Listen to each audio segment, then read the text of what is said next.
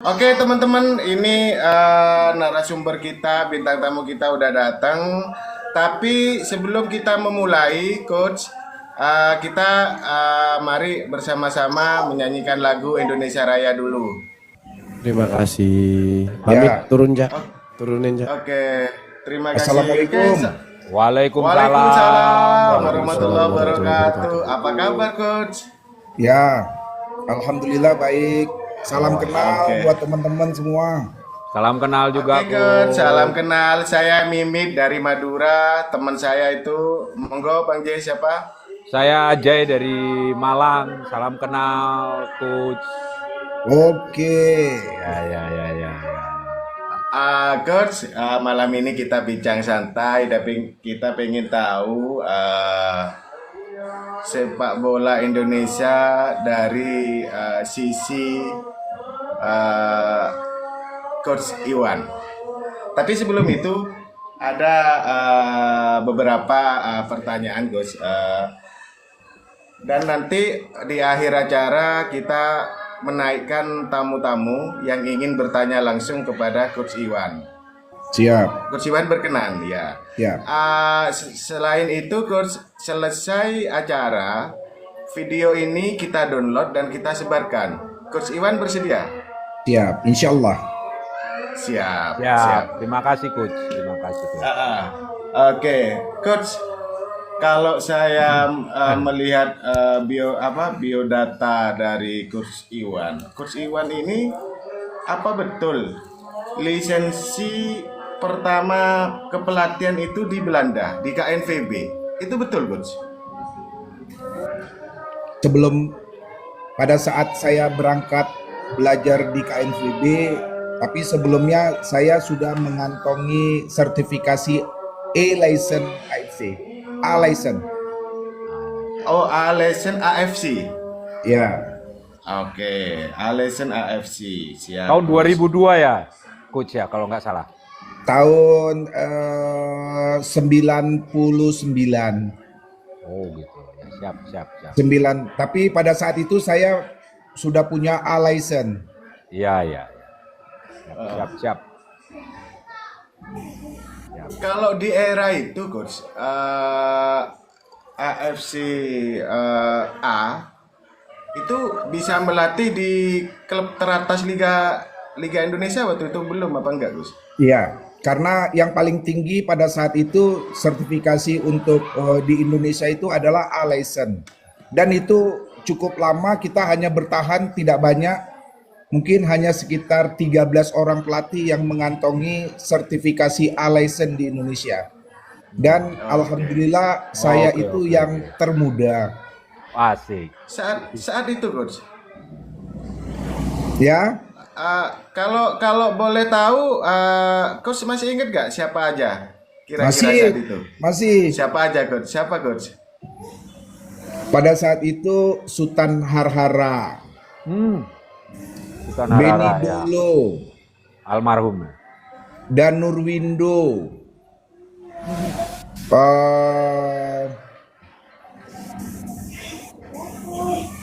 termasuk Indra Safri, terus Rusdi Bahalwan, Coach? Belum waktu itu. Rusdi Bahalwan belum. Belum waktu itu ya. Belum, Rusdi Bahalwan itu masih punya S1 ya. Sebelum kita ada program AFC, kita di Indonesia S3, S2, S1, tapi nasional. Baru setelah FIFA memanggil semua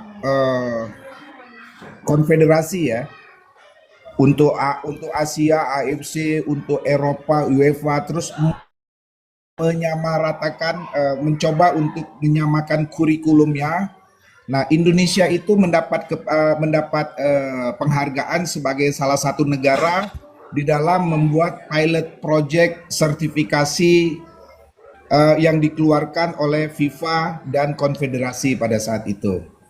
Jadi kita itu orang pertama di Indonesia yang disebut dengan pilot project sertifikasi AFC. Jadi untuk kawasan Asia semuanya sama harus ikut ke AFC. Gitu juga UEFA, gitu juga CONCACAF, ya semua negara. Siap, siap coach. Terus waktu coach melangkah ke Belanda ke KNVB atau PSSI-nya Belanda, itu memang ada ujian dulu atau memang ada jalur gimana gitu coach? Mungkin gini coach, mungkin sedikit tambahan. Mungkin coach bisa ceritakan sejarahnya kenapa kok coach bisa dapat dari KNVB kesempatan belajar di sana. Kira-kira Betul. Ya. Jadi pada saat itu ada bentuk seperti bantuan pemerintah Belanda untuk perkembangan sepak bola Indonesia. Jadi dari Belanda dia langsung ke federasi, ke PSSI, minta untuk menyeleksi 6 orang pelatih yang akan berangkat ke sana, tapi yang dianggap pelatih-pelatih terbaik. Siap. Nah, pada saat itu alhamdulillah kita dari beberapa level, ya.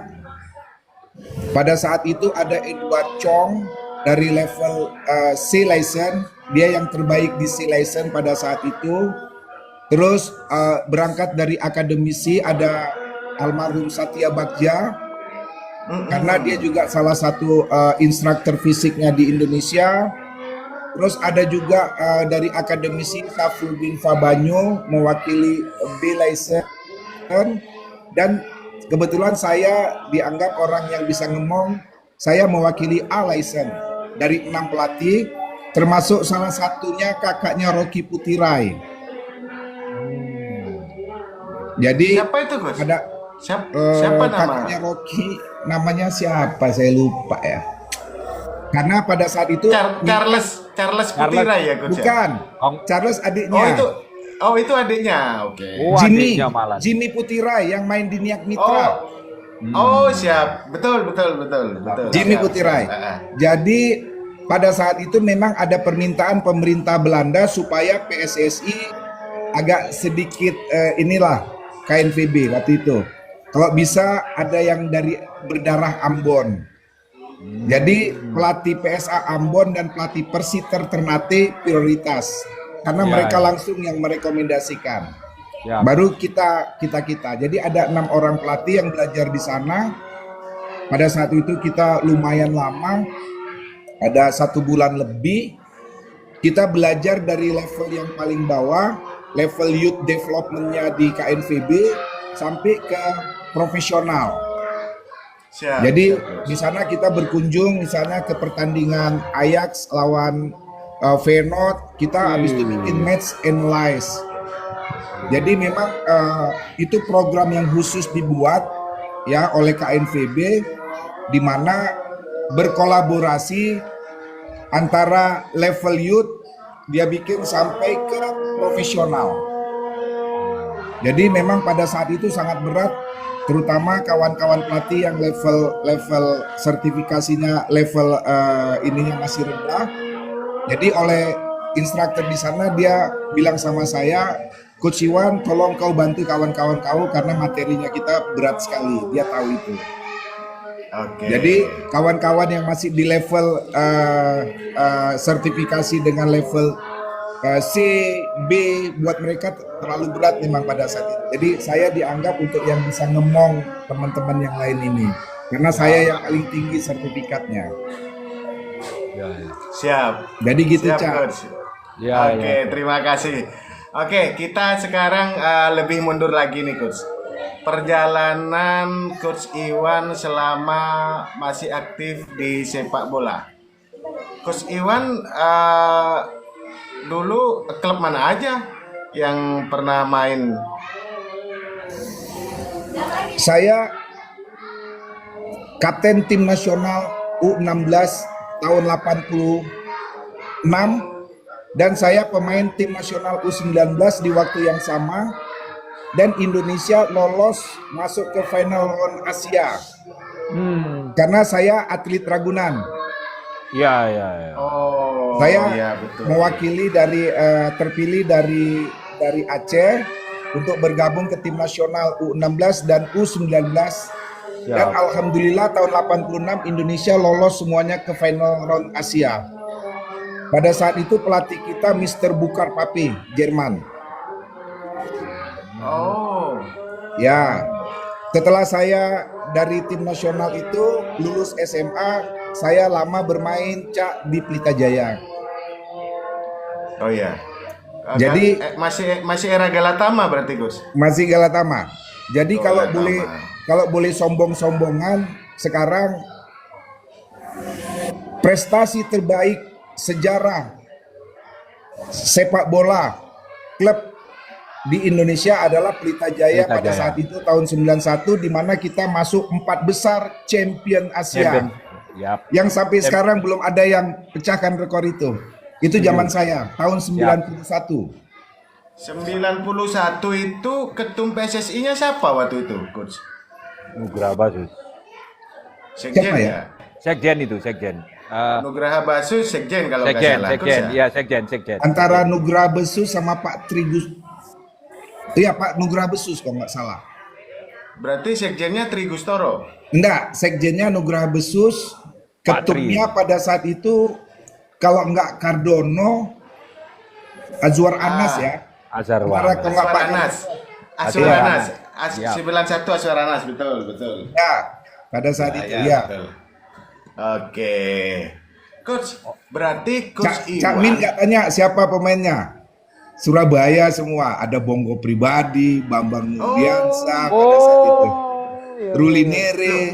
Loh, Bang Nurdiansyah itu masa Surabaya, Coach? Cak Malang tuh arek Malang itu. Arema itu, Cak. Oh, iya. Arek Malang. Iya, yang bengkok Malang kan? sejati. Iya. Ah? Yang hidungnya bengkok itu kan? Nah, aku yakin Bisa, Kue dekat. Kalian nih dekat Iya. sama Bambang. Nanti ku bilang sama Mas Bambang. Dekat sama bisa. Aku udah suruh ikut dia. Iya, iya. iya. Siap, Bang. Siap, Bang. Ya. Coach, terima kasih yang pertama Coach sudah meluangkan waktu di malam ini untuk ke Komalan. Yang jelas teman-teman ini butuh informasi, Coach, tentang sepak bola Indonesia secara keseluruhan. Karena sekarang ini lagi marak-maraknya berita hoax. Ya. Kita dibentur-benturkan demi kepentingan satu sama lain. Makanya dengan hadirnya coach ini mudah-mudahan bisa mengurangi berita hoax atau saling dibentur-benturkan di grassroots terkait kepentingan-kepentingan itu. Oke, mungkin saya kembalikan ke Bang J. Monggo Bang J kalau mau bertanya. Iya, ini yang menarik itu Coach bisa dong berbagi pengalaman ketika pulang dari Nederland ya. Waduh, agak sedikit kebule-bulean lah Coach Nederland gitu ya. Itu kira-kira apa yang implementatif yang bisa diterapkan langsung waktu itu? Sepanjang pengalaman Coach dan pengetahuan Coach. Ketika balik ke Indonesia, apa yang bisa langsung diterapkan dari coaching atau sertifikat di KNVB itu Coach. Ya. Saya coba jawab ya, Bismillah. Ya. Pada saat pulang dari Nederland pada saat itu dengan kita mempelajari kurikulum dan playing style yang Belanda, ini data. Barangkali kalau ada data ini tercatat di PSSI, barangkali saya pelatih termuda yang menjadi head coach di top level sepak bola Indonesia strata 1. Pada saat itu kita masih divisi utama ya. Ya. Belum ada Super League karena Super League itu kan tahun saya pegang Persibom itu ya, tahun 2009 ya, 2008 2009. Ya. Nah, pulang dari Belanda alhamdulillah saya dapat kesempatan, dapat kepercayaan untuk menukangi Persikabo. Ya. Umur saya pada saat itu, Cak, 29 tahun, Cak. Asik. 29 jadi udah jadi pelatih. 29 udah menjadi head coach dan bukan karbitan, sertifikatnya A-license. Ya. A-license plus Netherlands. Pada saat itu 29 tahun.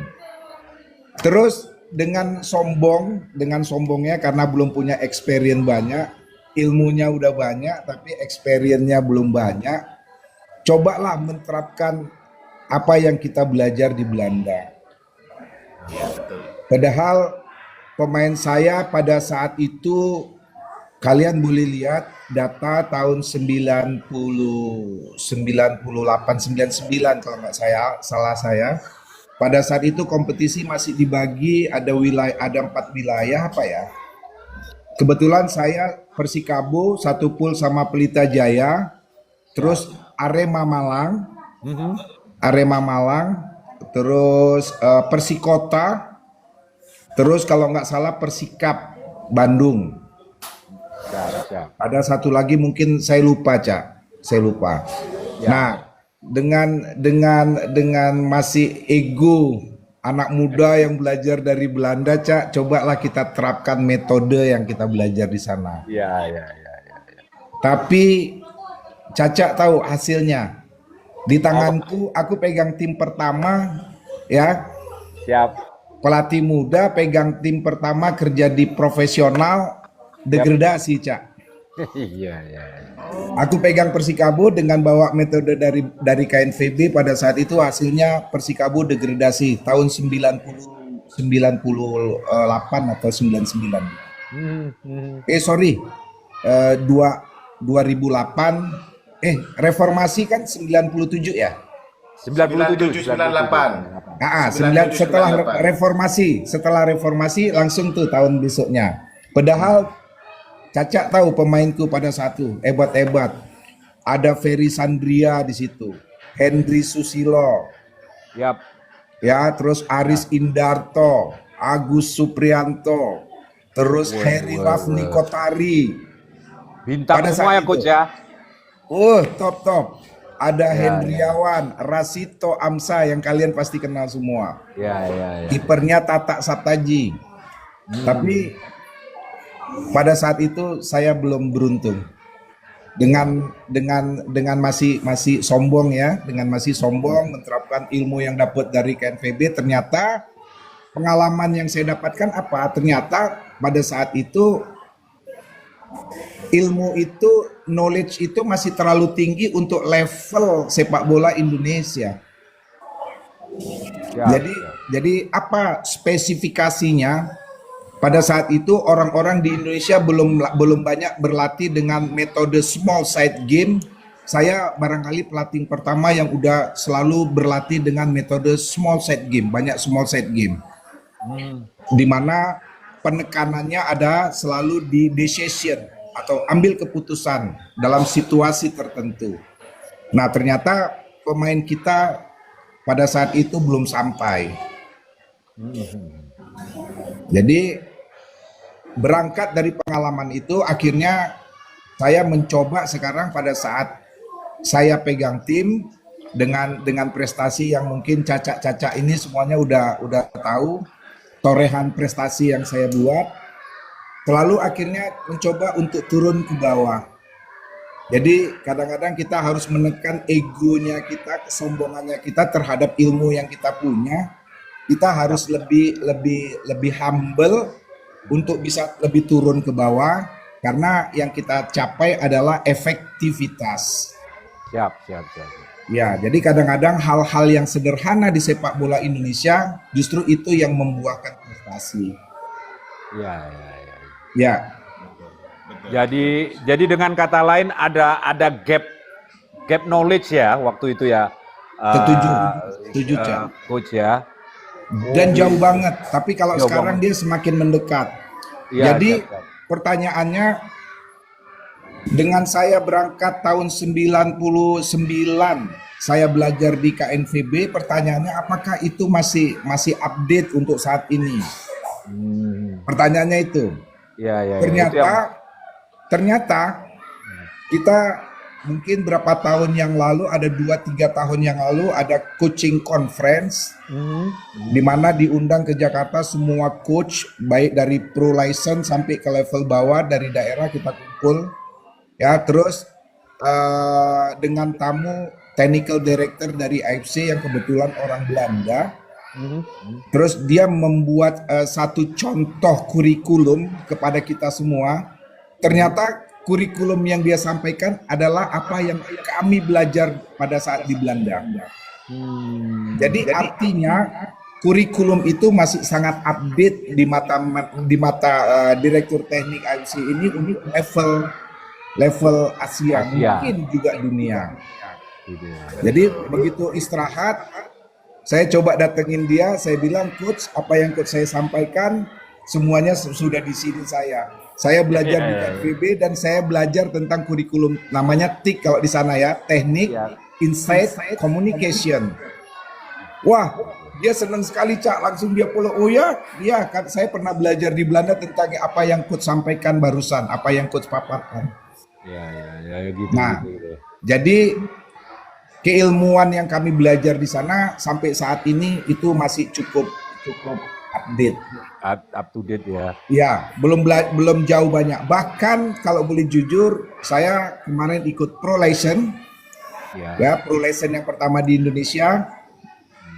Kalau boleh jujur, cuman saya nggak enak aja kalau saya harus berbicara sama teman-teman seakan saya sombong. Padahal kalau boleh jujur, apa yang saya dapat di Pro License, saya nggak dapat apa-apa. Saya hanya ambil Pro License untuk ambil surat secari kertas aja. Karena aja yang ya. saya belajar di sana, di Pro License kemarin, apa itu penekanannya adalah tentang match analyze. Nah, match analyze pada saat saya belajar di Belanda, kami sudah belajar tentang match analyze. Bagaimana mencari permasalahan, kami pergi ke pertandingan top level di sana ya. Tadi seperti saya katakan, Ajax lawan Feyenoord. Ya, terus kita dikasih permasalahan, kita disuruh cari, terus kita mendesain training atas permasalahan yang disebut dengan solving problem. Terus kita mendesain training dan kita praktekkan latihannya kita di tim-tim amatir yang ada di tanah Belanda. Jadi alhamdulillah apa yang saya dapatkan kemarin di Pro License semuanya apa yang kami belajar di Belanda dan tidak berubah. Misalnya di dalam poin-poin analyze-nya kita berbicara tentang basic formasi berapa, terus kita berbicara tentang transformasi, bagaimana formasi saat menyerang, bagaimana formasi saat bertahan, ya. Itu yang kita belajar. Terus tentang playing style, apakah mainnya direct atau mainnya build up. Terus kita juga mencari weakness point, kita juga mencari strength point, terus kita mencari key players. Jadi poin-poin yang kami belajar di Belanda semuanya tidak berubah yang saya belajar kemarin di Pro License. Belum ada yang berubah. Oke. Cuman sedikit yang membedakan pada saat di Pro License kemarin kita udah lebih modern sekarang. Kalau dulu kami masih manual, tulis tangan. Kalau sekarang kami harus bikin edit video. Oh gitu. Jadi boleh sebentar Cak. Jadi boleh kita simpulkan dari keterangan coach ini bahwa sebenarnya bahasa sepak bola itu dari zamannya coach sampai sekarang itu secara garis umum itu sama ya coach ya. Cuman ada update yang menyesuaikan dengan zaman. Kira-kira seperti itu, bisa disimpulkan seperti itu ya Cak ya? Betul.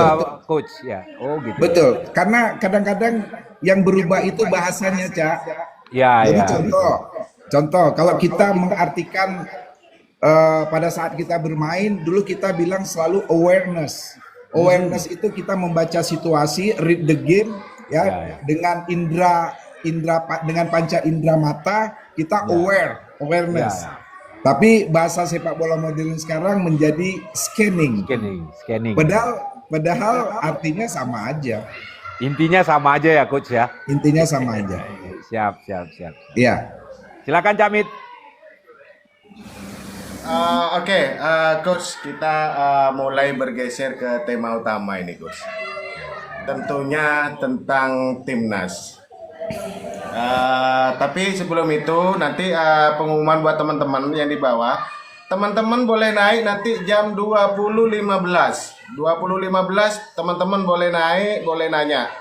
Tapi kalau sekarang teman-teman monggo disimak dulu dan disiapkan pertanyaannya.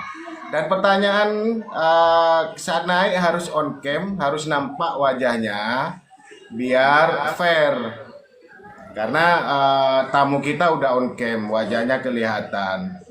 Masa Ganteng, tamunya gak kelihatan? Ya, kan bicara sama banner nanti. Yo, kayak bicara sama kalender. Betul.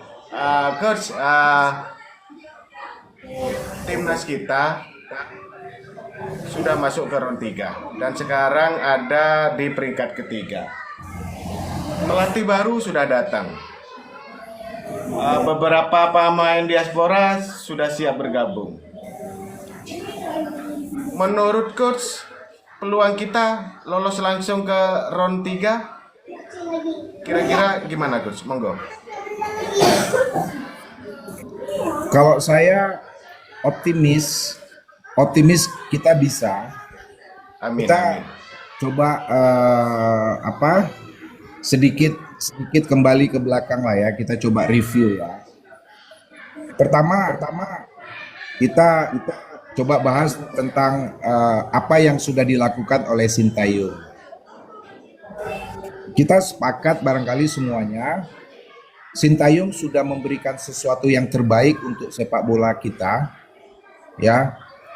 Prestasi yang paling cukup membanggakan saya kira bagaimana Sintayong membawa peringkat FIFA kita dari saya catat di sini awalnya itu dari 173 ya. 173 sampai ke 127. Betul. Itu satu perkembangan yang cukup signifikan yang luar biasa dibuat oleh Sintayong. Nah, tapi kita mungkin dengan prestasi-prestasi ini mungkin kita tidak bisa terlalu berlama-lama untuk fokus di sini karena roda kehidupan terus berjalan. Ya, dalam hal ini ketum kita Pak Erick Thohir ya melalui badannya federasinya kita PSSI sudah mengambil keputusan memberhentikan Sintayong dan mencoba berpikir untuk bahwa sepak bola kita harus lebih berkembang dari apa yang sudah dilakukan oleh Sintayong. Ya, terus implementasi atau sikap atau action yang dilakukan oleh federasi adalah merekrut pelatih-pelatih dari Belanda, di mana kita tahu semua pemain diasporanya kita mayoritas dari Belanda. Ya, jadi ambil Patrick Kluivert, terus juga si Alex Pastor dan Denny Lanzat ya. Betul. Ya. Jadi pengalaman saya belajar di sana di mana di Belanda itu filosofinya itu kuat sekali. Jadi pada saat kita belajar di akademi atau youth development di sana, semua kurikulumnya itu udah seragam sampai mereka bermain playing style-nya itu sama sampai ke top level. Jadi artinya saya melihat di sini sesuatu yang positif saat Pak Erick Thohir mengambil keputusan merekrut pelatih dari Belanda, di mana saya yakin chemistry antara pemain dengan Patrick nanti dan coaching staffnya dia, saya yakin tidak membutuhkan waktu lama untuk mendapatkan satu chemistry atau playing style yang sama-sama disepakati dan insya Allah akan menghasilkan satu hasil yang baik. Betul. Kita doakan itu. Amin. Ya, saya juga kemarin ada sempat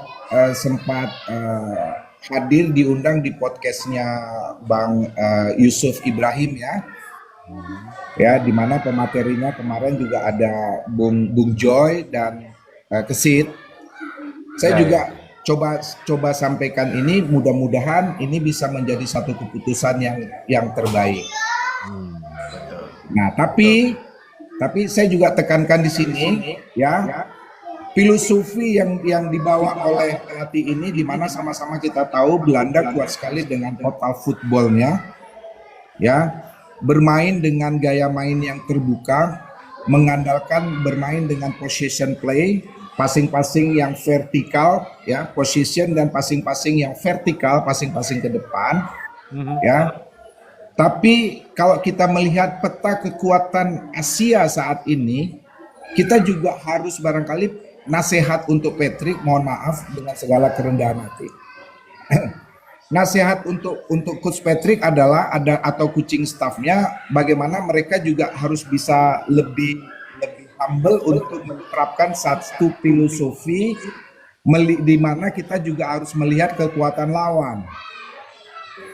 Juga melihat bagaimana materi yang ada sama kita saat ini. Walaupun pemain kita adalah pemain diaspora, yang notabene-nya mereka bermain di tim-tim top level di sana. Tapi bagaimana kalau kita melihat Jepang? Bagaimana kalau kita melihat Australia? Belum lagi nanti ada negara-negara Iran, katakanlah seperti itu, yang udah sering lolos ke Piala Dunia. Barangkali gaya bermain filosofi yang total football dengan bermain terbuka, barangkali mungkin perlu berkolaborasi dengan taktik-taktik yang lain. Misalnya kita harus lebih sabar di dalam bertahan, ya, karena total football itu kan bermainnya menyerang. Begitu kita kehilangan bola, kita juga harus rebut kembali secepat mungkin, atau dalam bahasa sepak bolanya disebut dengan counter pressing.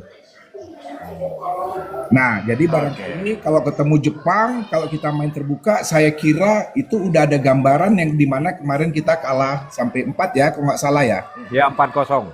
4-0 sama Jepang, karena kita mencoba bermain terbuka. Ini Jepang yang kita tahu bahwa Jepang, Korea itu negara Asia yang boleh dibilang sekarang udah sejajar dengan negara-negara top dunia manapun di sepak bolanya.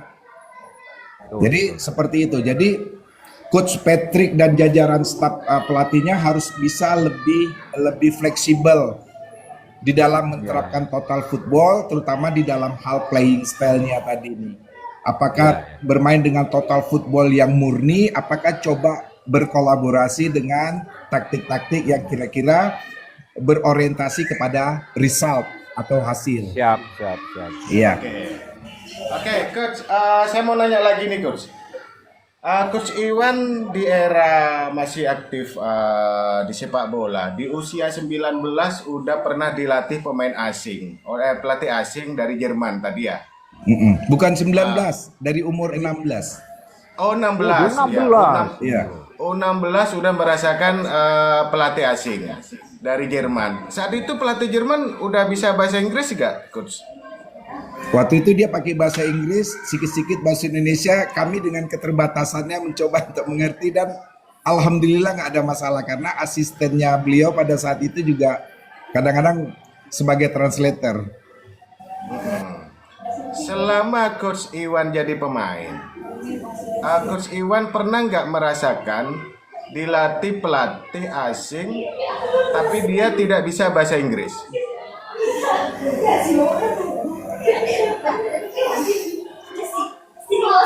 Belum pernah.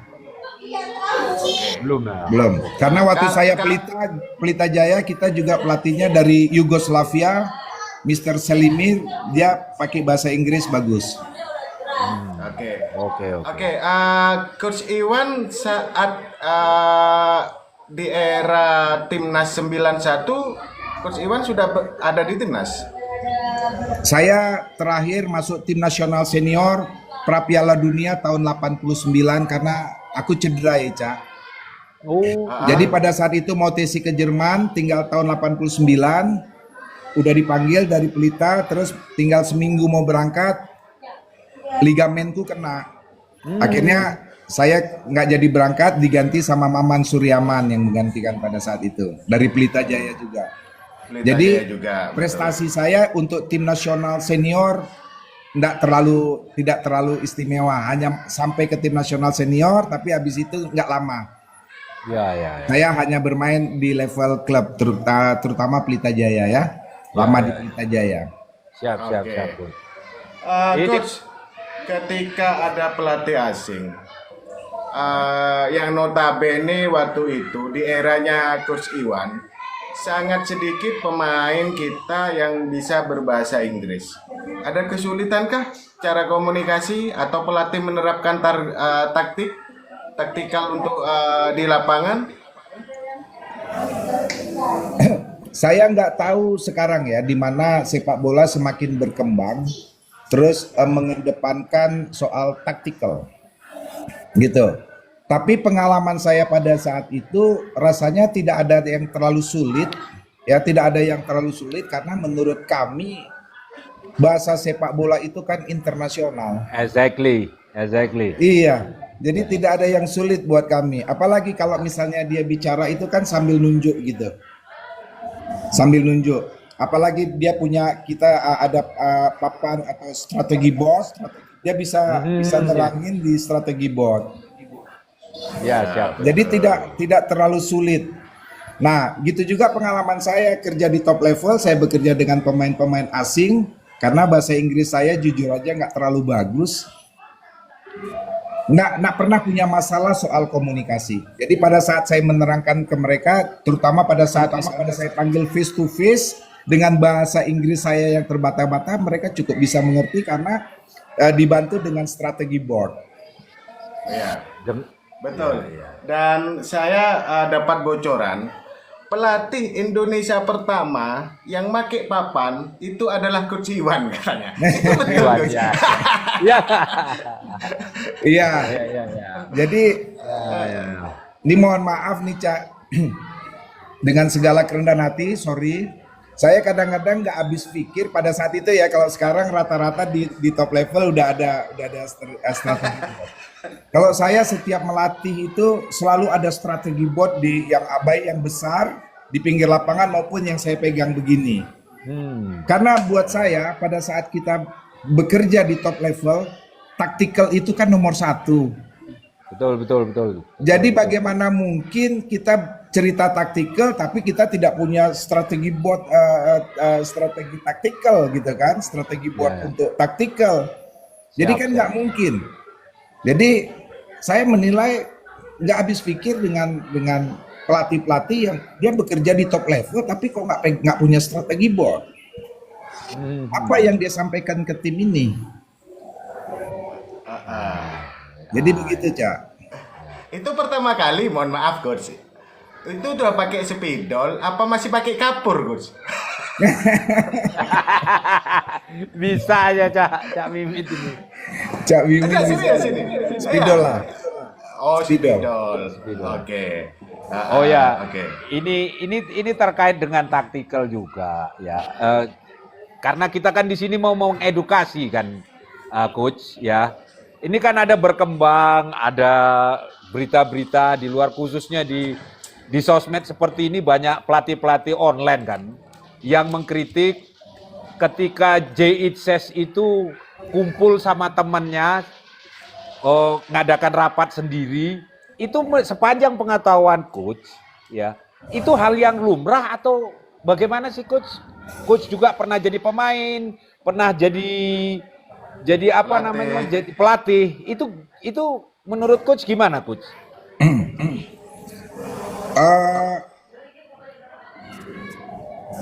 Saya melihat apa yang berkembang yang akhirnya mencuat pada saat ini yang akhirnya menjadi salah satu permasalahan diberhentikannya Sintayong ya. Iya, siap. Adalah masalah di mana pemain sudah mulai meragukan taktikalnya head coach, dalam hal ini Sintayong. Sehingga mereka coba kemarin Ijes dan teman-teman berkumpul untuk membuat menyepakati satu gaya bermain yang seperti menurut mereka adalah yang terbaik menurut mereka.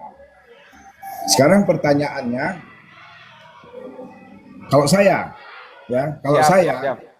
sebenarnya ini sesuatu yang kurang baik. Ini sesuatu yang kurang baik, ya, karena apa yang terjadi dengan tim nasionalnya kita saat ini sepertinya itu kontradiktif ya pada saat mereka bermain di lapangan kontradiktif dengan apa yang diinginkan oleh Sintayong. Apa spesifikasi permasalahan yang saya sebut kontradiktif?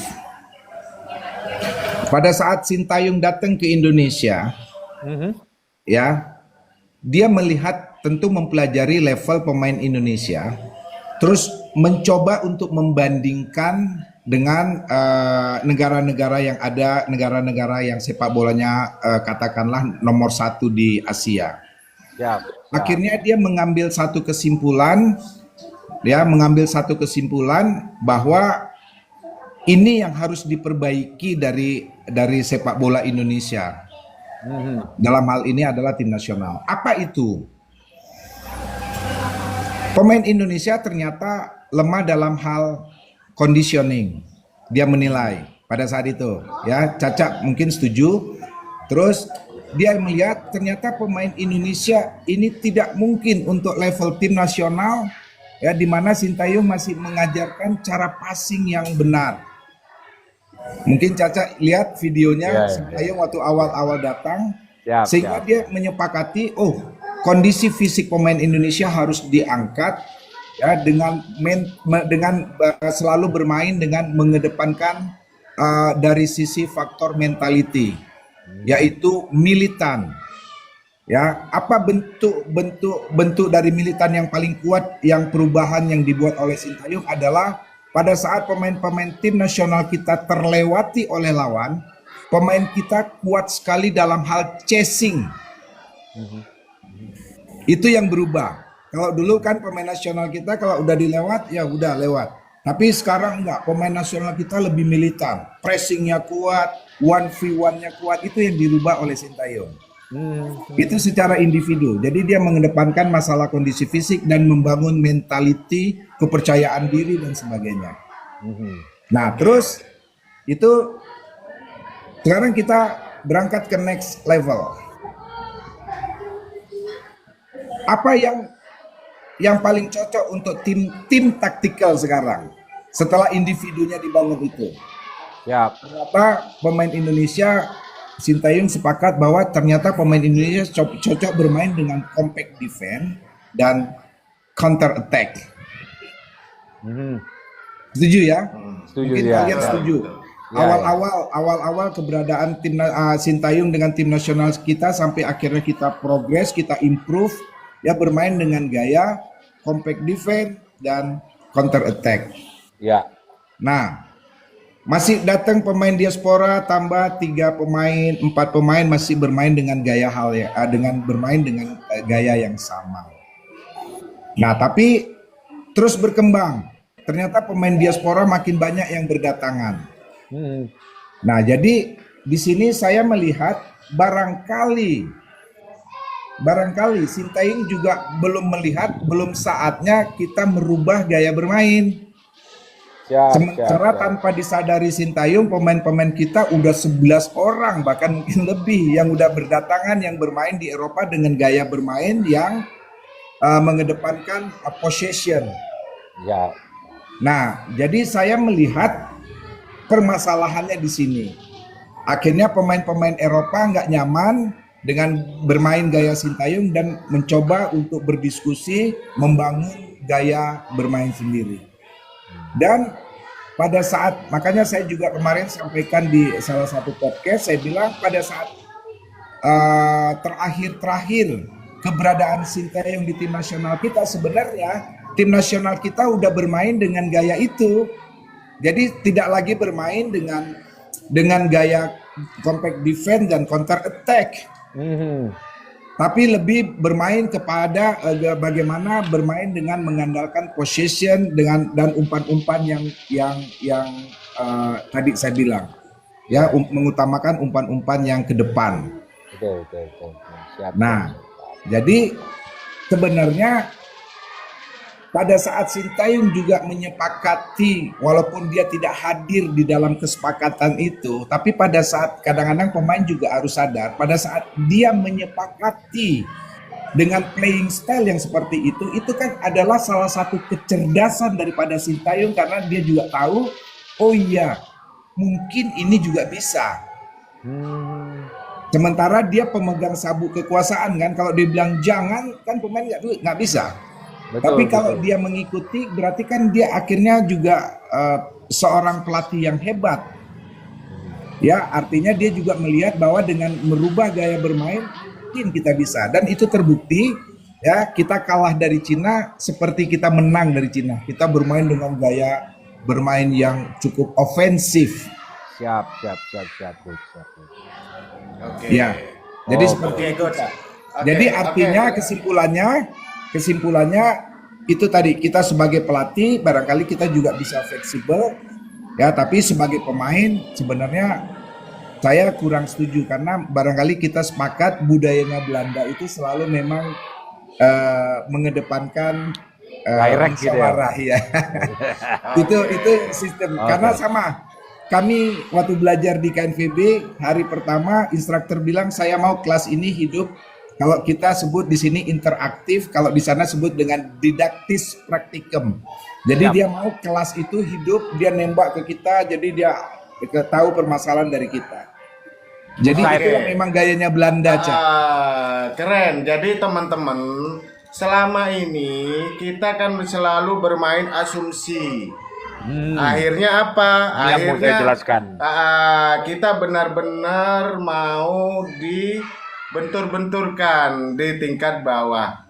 Ini sudah ada penjelasan langsung dari pelaku, dari beliau juga pernah dapat lisensi di KNVB, PSSI-nya Belanda. Langsung, Jadi beliau sangat paham. Biar polemik di bawah saling Ya.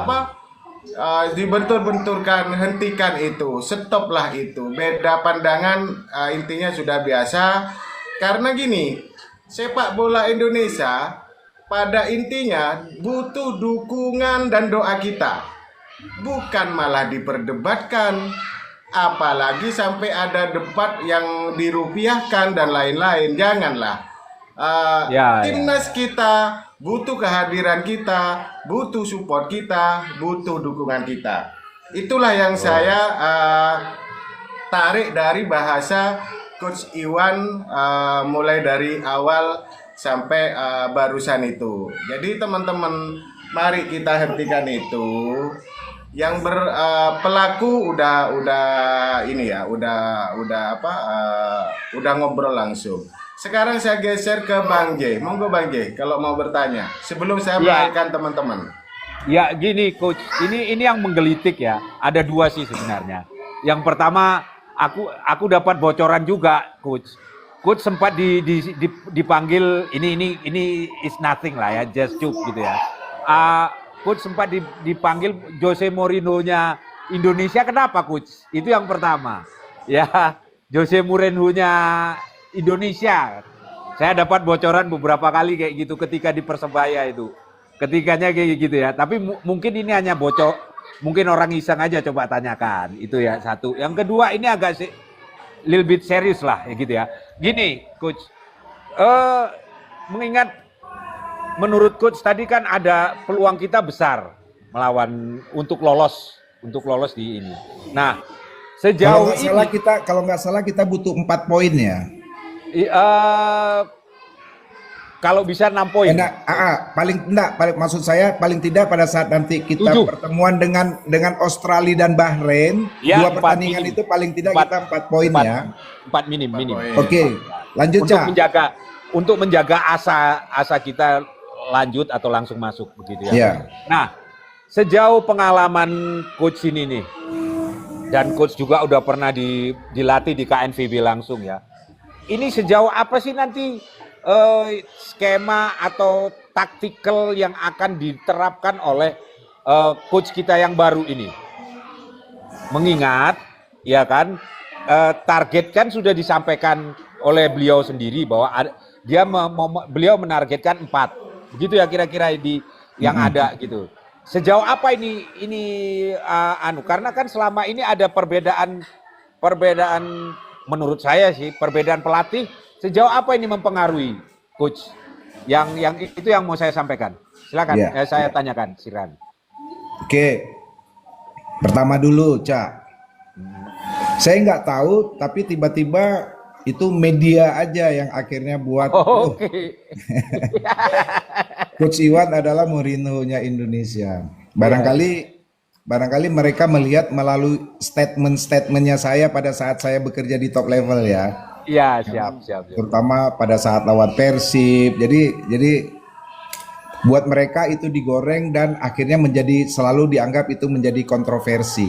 Iya. Dan memang jujur aja Cak, barangkali gara-gara statement itu kalau dihitung rupiah barangkali udah ratusan juta saya didenda Cak. Iya. Didenda oleh PT Liga, didenda oleh klub pada saat saya pegang Borneo gitu ya. Iya, siap. Karena itu ada perjanjian di dalam kontrak.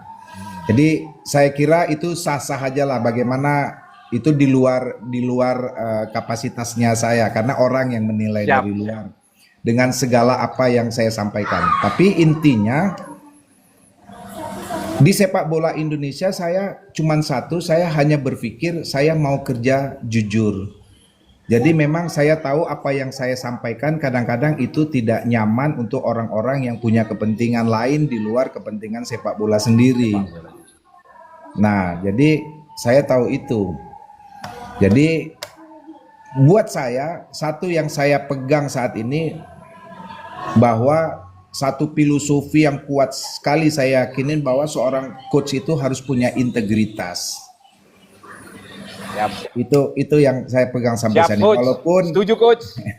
Setuju, Coach. walaupun Caca bisa lihat saya punya pro lesson dengan prestasi yang kalian udah tahu, Iya. prestasi yang saya buat sampai saat ini barangkali konsekuensinya saya masih nganggur, Cak. Jadi Iya. Cak Min tolong bilang sama Madura United kok butuh pelatih, saya daftar. Oh, siap. Saya masih ingat Bang J. Saya pernah ketemu sama beliau. Beliau datang sama Pak Hasanul. Kalau nggak Iya. salah pernah jadi dirtek kalau di Madura. Siap. Saya pernah jadi Iya. direktur di Elite Pro-nya Madura. Betul, iya. Waduh, ini saya sempat ini apa saudaranya bapak ya? Kok mirip banget gitu kan? Iya, tingginya juga hampir mirip, ya kan? Oke, pertanyaan kedua tadi Bang Ijes. Cak Ya. Ijes apa tadi? Sejauh apa sih mempengaruhi peluang kita untuk maju atau lolos langsung ke putaran final Piala Dunia itu dengan pergantian Pergantian pelatih ya. pelatih ya. Yang Sepanjang menurut- pengetahuan. Menurut Caca itu bukan hal yang mudah untuk membangun Iya. satu filosofi baru gitu Ya ya. betul. Oke, sekarang saya coba jawab. Dengan materi yang ada saat ini di tim nasional, di mana mereka itu berangkat dari satu negara yang sudah punya filosofi yang kuat. Siap.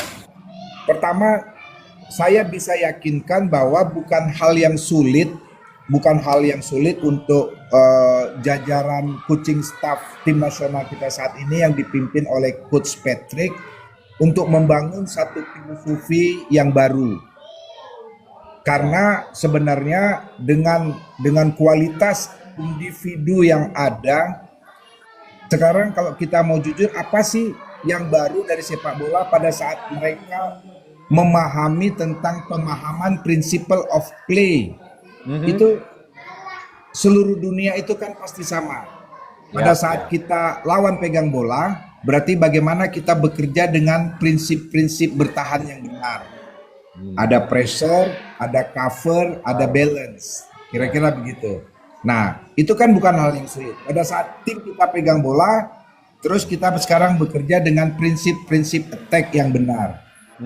Itu kan pasti seluruh dunia sama.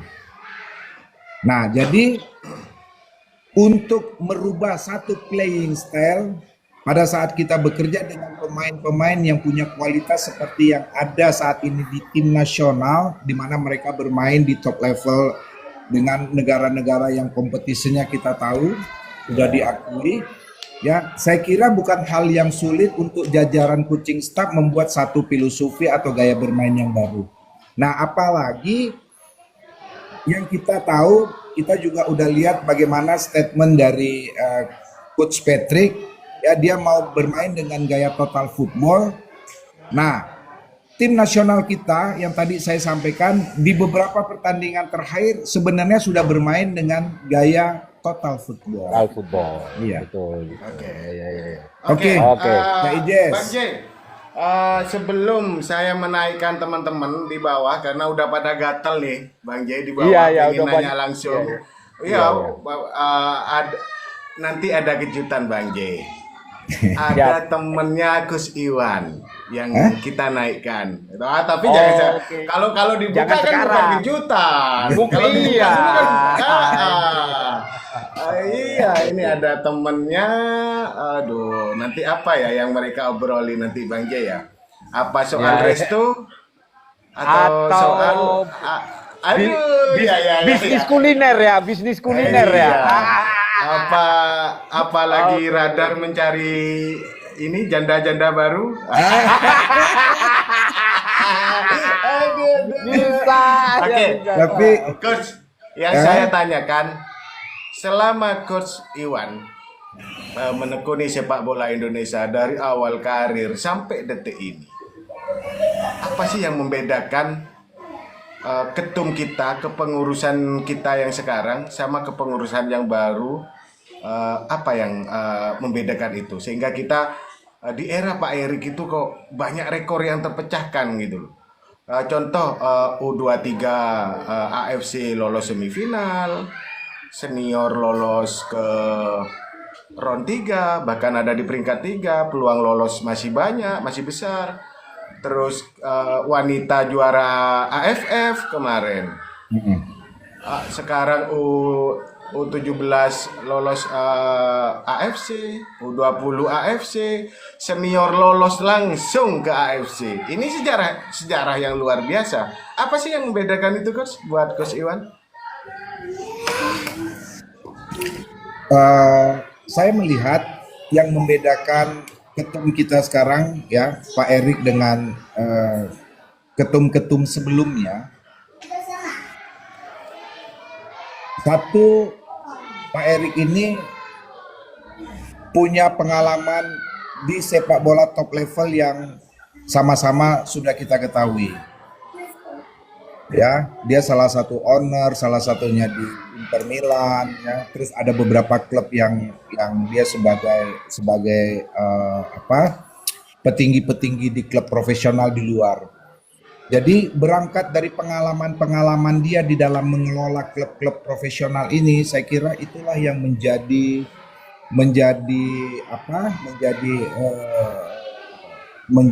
satu pegangan dia pada saat-saat ini dia bekerja sebagai ketum di PSSI.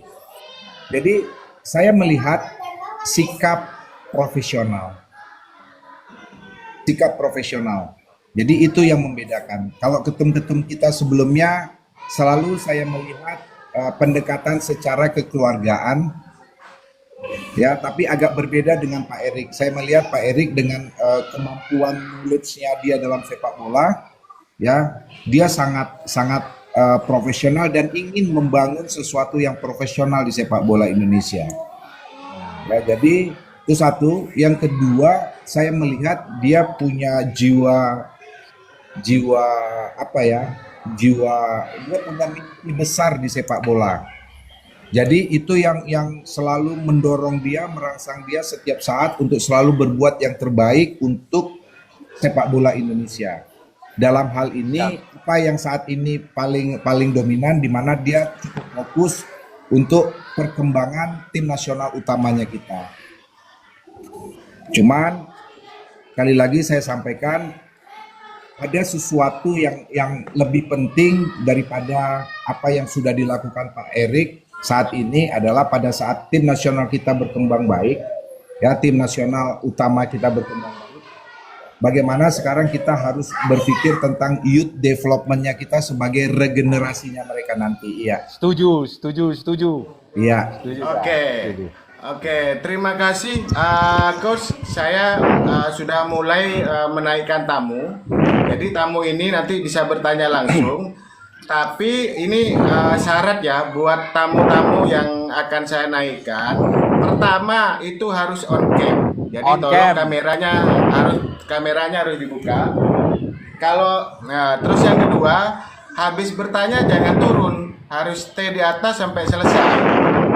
Oke, kita sambut dulu. Selamat bergabung, Bang Trud. Selamat malam. Assalamualaikum. Selamat malam. Wan, jangan sebut nama Wan. Awas kau, tak tampar kau sebut nama.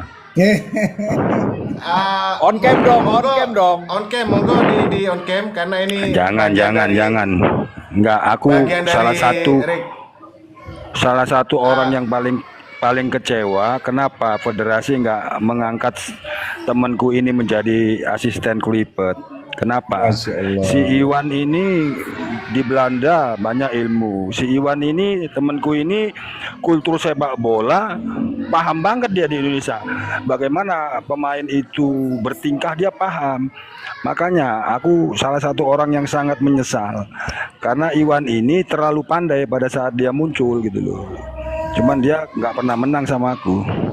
Siapa ya? Kau nggak Ya pernah on menang cam, kau.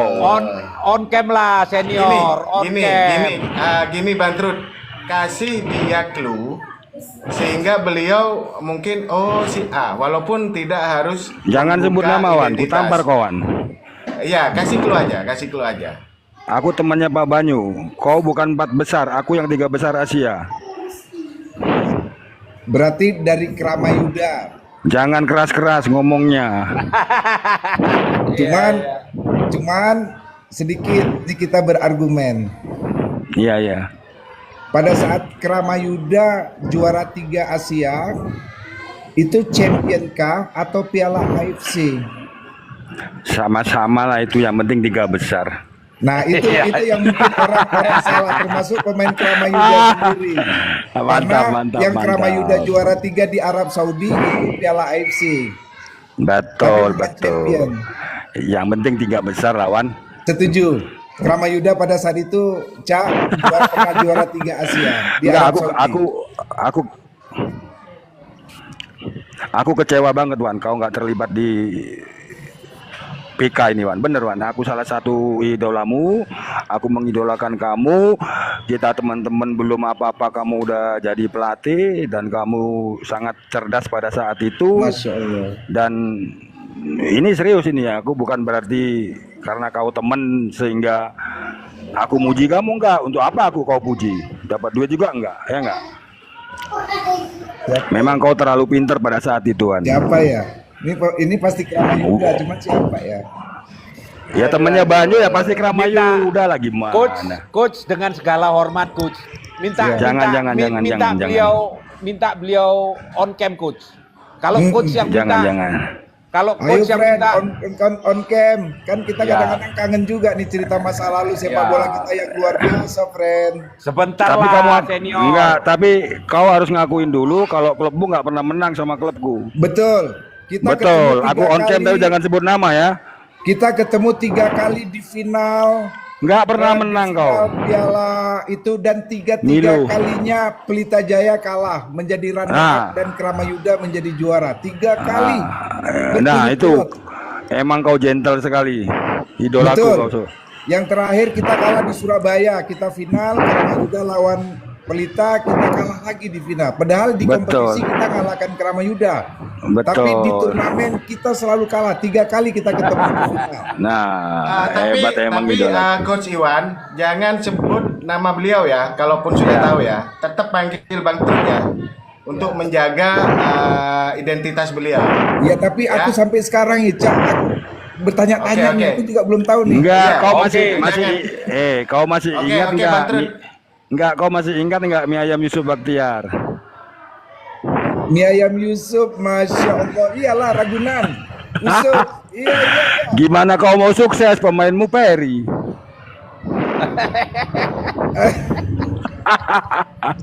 Udah Cak, lanjut yang lain aja. Loh, on cam sebentar dong, on cam on sebentar. Tapi mohon teman-teman gak usah menyebut nama beliau karena kita menjaga privasi beliau. Oke. Monggo Bang Trud. Oke Wan ya. Oke, monggo. Tapi- sehat-sehat ya, friend. Sehat, kau idolaku seumur hidup. Amin, insya Allah. Monggo Bang Trud untuk on cam biar saya agak dikomplain. Udah Wan. Oke. Oke. Oke, saya teman-teman. Udahlah, saya aku naikkan temannya teman-teman. Mulyadi, temannya Peri, temannya Toyo, temannya Rek Malam. Udahlah, kasar tadi udah tahu ya Wan ya. Salam hormat Wan, oke? Iya sehat-sehat friend. Oke siap. Aku menyesal sekali kau nggak dipanggil. Mungkin masih ada waktu. Masya Aku Allah. mohon federasi memanggilmu sebagai asisten. Karena sedikit banyak kau udah lama di Belanda, filosofi Belanda udah paham, kultur sepak bola Indonesia lebih paham, bagaimana karakter Indonesia paham. Kenapa federasi memejamkan mata untuk kau? Tapi kau terlalu realistis ya orangnya, terlalu ya gimana lah. Oke? Oke. Monggo di mute dulu Bang Trud di mute dulu. Kita geser ke Bang Dujek. Halo Bang Dujek, selamat malam. Bang Trud di mute dulu. Bang Dujek, halo selamat malam Bang Dujek. Selamat malam, salam santun untuk semua. Selamat malam, Coach. Oke. Murid, On cam dulu. banyak memberi On cam dorongan dulu. ke saya. Persipare. On cam dulu Bang Dujek. On cam dulu. Siap. On cam. Kalau nggak on cam saya turunkan soalnya. Siap. Oke. Malam, Coach. Siap, Coach. Selamat malam. Siap, Coach. Andi, Ya. Coach. Persipare. Terakhir saya ketemu ngantar Ipan Jaya sama Dr. Noe ke Surabaya. Masya Siap. Allah. Siap Hormat. ya. Hormat, para murid, hormat. Ya, Salah satu coach andalan saya beliau lah ini. Yang banyak memberi menempa saya. Inilah beliau. Persipare Salah satu- pare lah. Siap, saya coach. Andi coach, Andi. Iya. Salah satu pelatih saya inilah orangnya yang punya memberi mental ke saya. Inilah beliau. Masya Allah. Hormat, sehat selalu coach. Sehat selalu dari saya. Saya rindu Oke. memperlu coach ini. Saya rindu. Oke Bang Nanti Dujek coach, saya kalau dengar mau tadi ya nggak usah ke Madura coach. Nggak usah ke Madura. Liga 2 insya Allah Banteng ini dipersiapkan. Ya siap. Oke. Saya oke, akan hubungi pertanyaannya. Oke, Siap, Bang terima Dujek. kasih Bang Adi. Bang Dujek pertanyaannya. Silakan kalau mau bertanya, habis itu di mute. Ya, saya cuma rindu beliau. Kemudian apa yang sudah dipaparkan, adik-adik sudah mendengar, netizen pada sudah mendengar. Inilah realitas sepak bola kita. Ke beliau ini. Salah satu pelatih yang top di Indonesia, salah satunya inilah beliau. Saya saku itu. Makasih coach. Saya mute ya coach. Oke, Bang Adi. Siap. Yo. Sehat selalu coach. Yo, sama-sama. Terima kasih. Oke. Oke. Mungkin ada teman-teman yang lain. Yang lain yang mau naik satu akun satu pertanyaan ya. Satu akun satu pertanyaan. Harus on cam dan tidak boleh turun sampai selesai. Karena nanti di terakhir kita menyanyikan lagu kebangsaan bersama-sama. Harus on cam Bang Rul. Harus on cam. Mohon maaf. Bang Rul harus on cam. Kalau siap. nggak on cam, Siap. mohon maaf nanti saya turunkan. Siap. Makasih. Makasih coach. Oke, silakan Bang Coach, Rul. saya cuman mau nanya langsung ke pertanyaan aja. Karena ini yang sering diperdebatkan coach di kita di komal-komal di grassroots nih, yang pengamat-pengamat online begitu disebutkan sama orang-orang nih, bahwa kita sering berdebat bahwa kedatangan coach Patrick yang notabene adalah Belanda ya, dan kebanyakan pemain diaspora kita juga 90% mungkin dari Belanda, dan yang saya tahu filosofi mereka adalah total football, kental dengan total football. Dalam hal ini Belanda juga sekarang bahwa nggak total football banget ya coach ya, bahwa mereka juga sering oportunis juga, kadang-kadang oportunis juga, nggak total. Pertanyaan saya adalah, apakah coach Patrick bisa merubah seradikal itu? Maksudnya dari coach Sin yang kita tahu adalah reaction football ya, yang dalam artian bertahan dan mengandalkan serangan balik. reaction football dengan 3-4-3-nya atau di atas kertas 3-4-3 bisa berubah jadi 3-5-2. Apakah bisa dengan seradikal itu di sisa 4 pertandingan ini bisa merubah secepat itu coach dengan 4-3-3 atau 4-4-2 yang notabene main menyerang, walaupun saya tahu pemain-pemain kita berkualitas ya coach ya, nggak seperti yang coach dulu datang langsung implementasikan sini nggak paham. Kalau sekarang kan mungkin semua dari Belanda, makanya mungkin udah paham. Jadi saya pengen tahu dari sisi coach Iwan yang pernah belajar di Belanda total football yang Rinus Michel banget itu kan. Jadi bisa nggak diimplementasikan langsung nggak di 4 pertandingan sisa ini? Karena itu yang masih mengganjal di saya, bahwa kok bisa langsung seperti itu, bagaimana caranya? Apakah bisa langsung atau memang harus pelan-pelan? Seperti itu coach. Makasih coach. Ya, oke, bismillah. Pertama, saya sampaikan kehadiran Coach Patrick dengan jajaran coaching staffnya dia, ya, saya yakin sekali bahwa bukan hal yang sulit untuk merubah playing style, ya, karena semua pemain-pemain yang ada saat ini merupakan pemain-pemain yang berasal dari negara yang sama, di mana sama-sama mengusung filosofi total football. Sebelumnya saya mau menyampaikan sama Mas bahwa sebenarnya total football pada saat dibangun dari awal itu sudah bertransformasi. Karena pada saat Belanda mulai gagal, ya, nggak lolos Piala Dunia, pada saat itu mereka mulai berpikir, wah, bahkan filosofi yang kuat sekali mereka pada saat itu adalah sampai mengatakan bahwa pertahanan yang terbaik adalah menyerang. Nah, menyerang. Ya, tapi pada saat mereka gagal, ya, nggak tembus Piala Eropa, tidak lolos Piala Dunia, akhirnya mereka coba mengevaluasi dan akhirnya mencoba untuk lebih mengimprove kurikulumnya total football ini tadi, filosofi total football. Di mana apa yang harus dirubah dari itu adalah mereka mencoba mulai fokus kepada bagaimana bertahan, bagaimana membuat satu compact defense yang solid. Nah, jadi pada saat sekarang ini Patrick datang sebenarnya sudah membawakan satu filosofi total football yang sudah bertransformasi. Jadi bukan hal yang sulit buat anak-anak ini, karena anak-anak ini sudah berjalan dalam proses membawa satu filosofi total football yang sudah bertransformasi. Jadi insya Allah bukan hal yang sulit untuk merubah dari gaya mainnya Coach Sintayong sekarang dengan gaya mainnya Coach Patrick. Ya. Kira-kira di 4 pertandingan ini menurut Coach IS bahwa Patrick Kluivert berani nggak ambil resiko itu dengan segala kemungkinannya ya. Kita juga nggak mungkin kita nggak doakan nggak lolos. Cuman apakah di 4 pertandingan ini dia mau memainkan total footballnya dia itu? Ya. Atau memang tergantung lawan? Kita tergantung lawan atau memang dia mau menerapkannya seradikal itu? Ya. Kira-kira coach, pandangannya saya coach. Dengan kita lihat dia juga sudah membuat satu konferensi pers. Dia memprioritaskan bermain dengan total football. Itu dulu. Tapi ada yang menjadi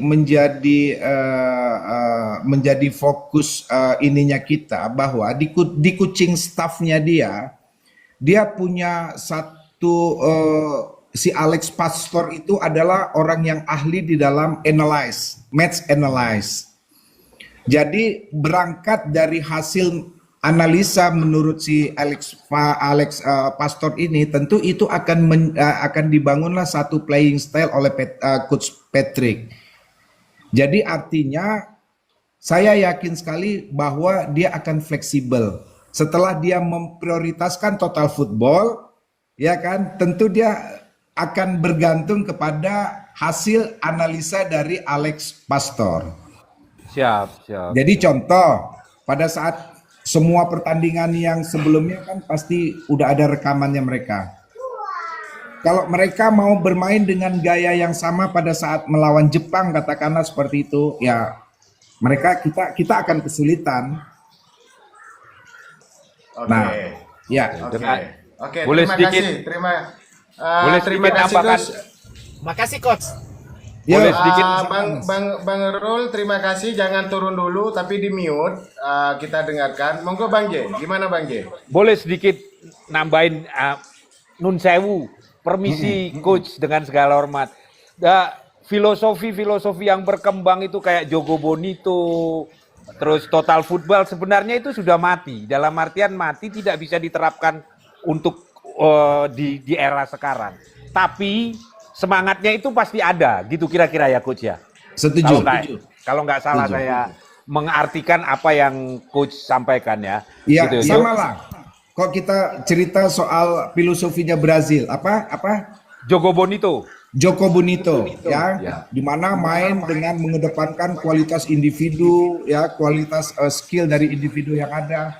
Akhirnya Brazil kan juga hancur-hancuran dengan Ya. mengusung filosofi Joko Bonito. Ya, makan saya belum lama kemarin ada ngobrol-ngobrol sama salah satu coach dari Brazil.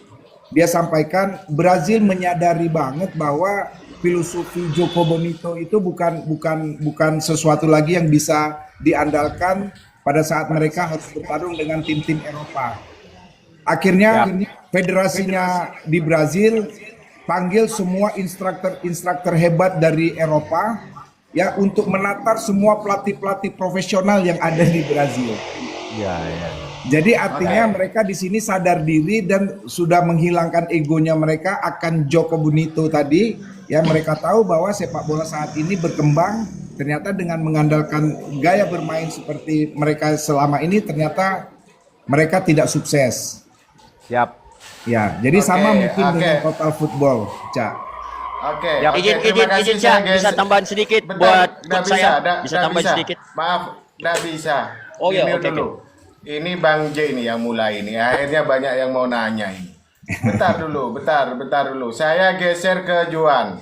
Ayo Juan, monggo Juan. Halo Coach Iwan, selamat malam Coach. Saya dari Samarinda Coach. Borneo FC. Oh, Iya. Oke Coach. Anak saya buah ingin- Nabil ituan. Ya, izin tanya Coach. Kan kita tadi berbicara tentang total football.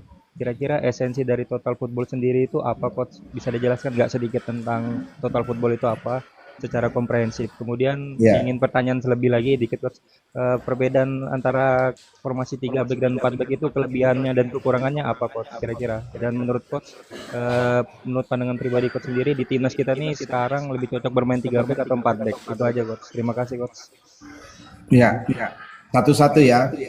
Kita mendefinisikan what is total football. Total football itu adalah di mana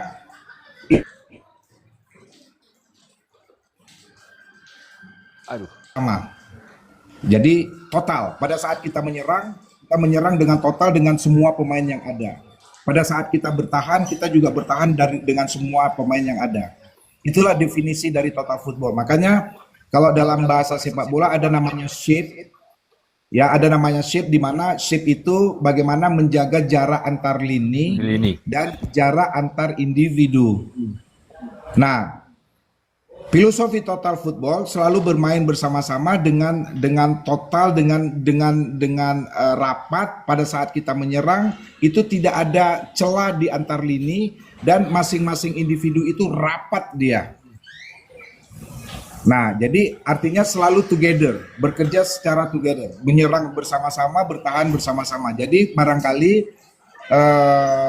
Mas Juan bisa lihat awal-awal total football diciptakan, satu pemain lawan itu bisa dikeroyok sampai 4-5 pemain. Ya, ada rekaman video yang dulu itu. Itulah awal-awal total football.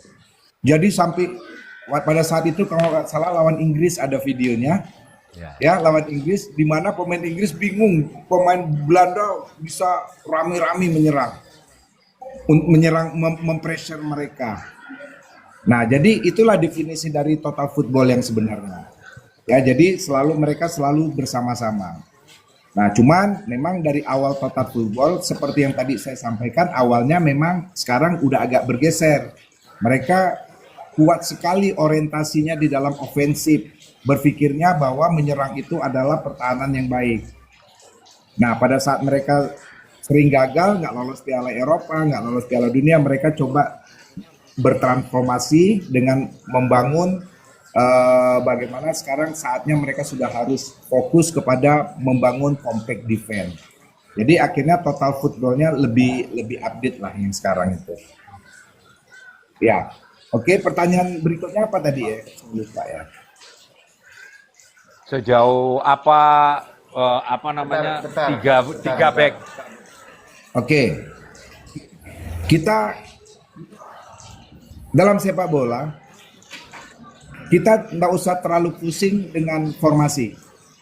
Jadi formasi itu adalah hanya menempatkan orang-orang di kamar-kamarnya berdasarkan posisinya.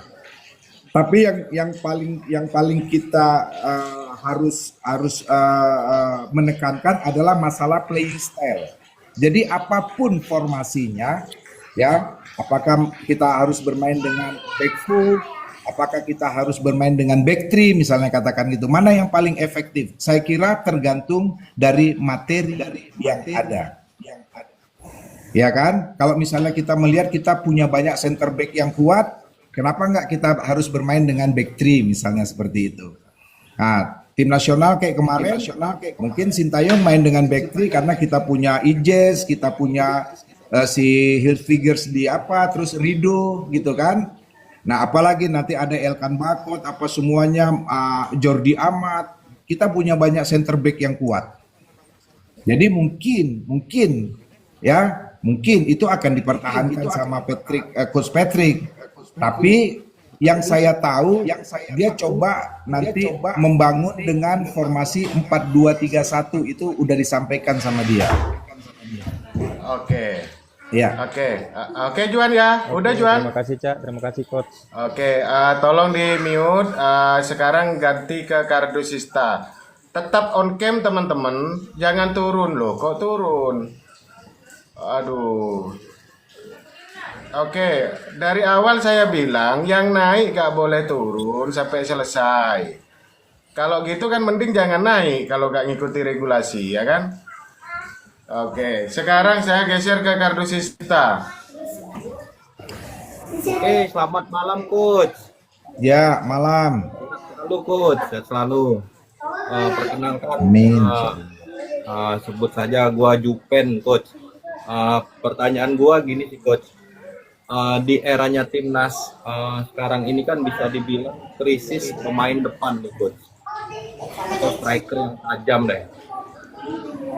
Menurut Coach ini memang pola permainan yang tidak mementingkan striker lagi, atau ada hal lain Coach yang membuat striker timnas ini bisa dibilang kurang greget lah gitu Coach. Mungkin di eranya Boas sama BP lah ya, bisa dibilang itu striker moncer lah. Tapi di sisi lain pun Liga bisa dibilang menggunakan striker luar Coach, striker asing.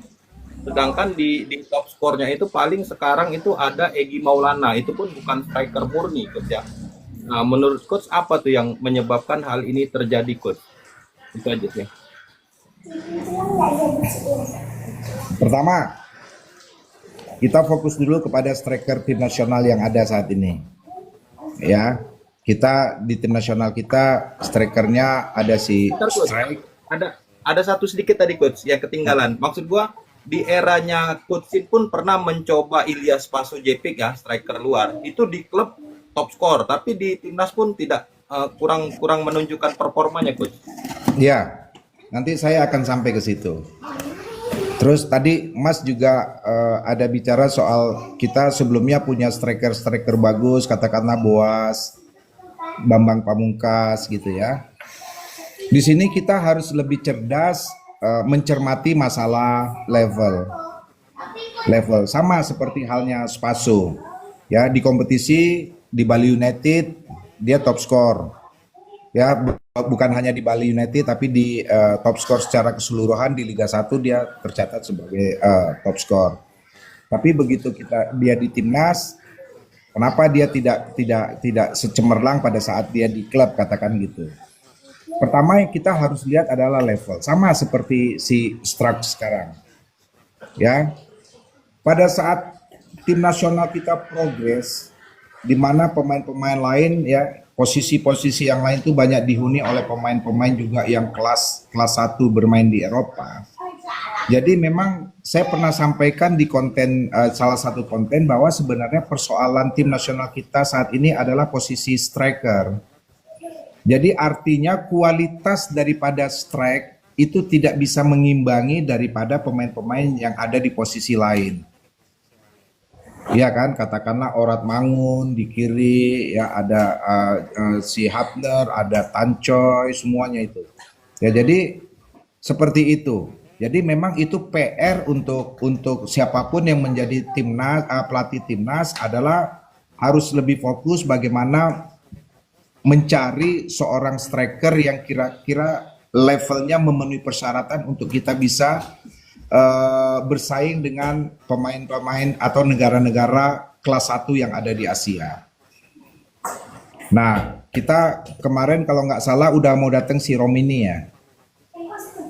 Nah, barangkali mudah-mudahan ini bisa menjadi salah satu solusi karena saya melihat sampai sejauh ini Strak itu salah satu dia bagus tapi rasanya masih perlu mencari orang yang lebih levelnya di atas si Strak ini. Nah, sama sekarang pertanyaan lagi yang kedua tadi masalah level tadi. Kalau tadi Mas sampaikan kita sebelumnya punya Boas, kita ada Bambang Pamungkas. Mereka pemain-pemain yang hebat, tapi saya yakin juga mereka adalah pemain-pemain striker-striker yang hebat di levelnya mereka. Tapi mereka belum menjadi striker yang hebat pada saat harus bersaing untuk level Asia. Oke. Ya. Oke. Gimana Kardus? Cukup ya? Masalah striker luar tadi, Cak. Kira-kira apakah memang ada pengaruh liga tuh pakai striker luar tuh? Itu aja sih mungkin terakhir. Iya, makanya akhirnya regulasi ini kita cerita regulasi yang diterapkan oleh PSSI ya untuk kompetisi profesional kita. Itu saya kira juga menjadi kendala di mana striker-striker lokal sekarang sulit berkembang. Karena dengan regulasi yang diterapkan bahwa pasti ya pilihan klub untuk mencari pemain asing pasti salah satu prioritas adalah posisi striker. Makanya belakangan ini akhirnya jarang muncul striker-striker kita yang hebat karena di kompetisi top levelnya kita umumnya striker diisi oleh pemain asing. Ya ini sebenarnya PR tapi kita dalam hal ini saya tidak menyalahkan regulasi yang dikeluarkan oleh PSSI karena profesional sejati adalah yang seperti itu, tidak membatasi. Kalau kita mau cerita soal profesional, kalau kita sudah membatasi artinya kita tidak lagi bicara soal profesional. Nah, jadi itu yang harus menjadi PR untuk kita semua. Oke, betul. Nanti habis live ini di-download dan kita up. Mudah-mudahan teman-teman federasi kita juga bisa mendengarkan aspirasi dari bawah ini, Coach. Ya. Bahwa menaikkan level liga di peringkat Asia itu penting. Tapi bagaimanapun potensi-potensi muda jangan sampai terbuang percuma. Harus ada peluang untuk mereka untuk tampil di liga kita sendiri, di rumah kita sendiri. Pemain-pemain muda kita menunjukkan skillnya, menunjukkan kemampuannya bahwa saya siap untuk tampil atau dipanggil timnas Indonesia. Mungkin gitu ya Kardus ya. Oke, saya geser. Terima kasih Kardus. Saya geser ke chat insight. Monggo chat insight. Selamat malam Coach, saya El Trending dari Katimnas Insight. Mau nanya ini, sejauh sepenting apa tim match analyst dalam membantu pelatih dan apakah zaman dulu juga udah ada match analyst itu terutama di timnas? Cuma cukup sekian, Coach. Ya. Match analyst adalah basic daripada seorang head coach mendesain satu latihan taktikal. Jadi kalau ditanya seberapa penting, ya penting sekali. Karena pada saat seorang coach membuat program latihan berdasarkan hasil daripada match analisis ini. Ya, nah alhamdulillah di tim nasional kita saat ini ada seorang match analisis yang top di Belanda yang saat ini lagi viral dia itu. Karena setiap analisanya dia katanya setiap ada wawancara di televisi itu selalu akurat. Ya mudah-mudahan dia bisa memberikan itu ke tim nasionalnya kita. Ya. Oke, terima kasih Coach. Sekaligus Cak Mimit izin karena komalnya penuh. Saya kan juga moderator di sini, jadi saya izin turun buat gantian sama yang lain. Oke. Siap. Oke, sekarang Terima kasih. saya geser ke Re Tama. Monggo Re. Halo Re.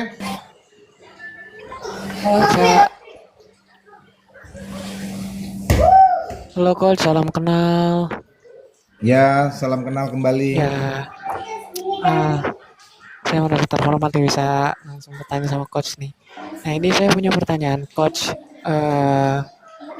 Jadi di dunia ini kan punya banyak filosofi, ya. Mulai dari Jogo Bonito, Tango, terus Gag and Pressing dan yang lain-lain. Menurut Coach sendiri yang udah berkecimpung di dunia kepelatihan, ya berdasarkan dengan karakter pemain timnas kita sekarang, gitu. Gaya mana yang lebih cocok gitu loh, yang bisa menjadi identitas permainan kita gitu loh di atas lapangan gitu loh.